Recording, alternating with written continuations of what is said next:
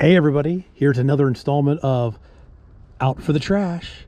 So tonight driving home, I found two Ryobi blowers with no attachments that look like they're just bound for the metal yard.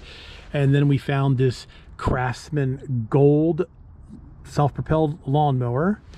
And I was hoping, I'm like, oh, a chainsaw case, but denied. It's empty, but the snaps are still there. And it's a home light case. It's empty. It looks like it's in pretty good shape. The locks are still there and they still work. The handle's still there. So just a real quick one tonight to show you what I found for the trash. All right, everybody. Thanks for watching. Please subscribe. You can always do that in that corner. Please give me a thumbs up if you like my videos. And we'll be doing a video on this here probably when it warms up, when we figure out what's wrong with it.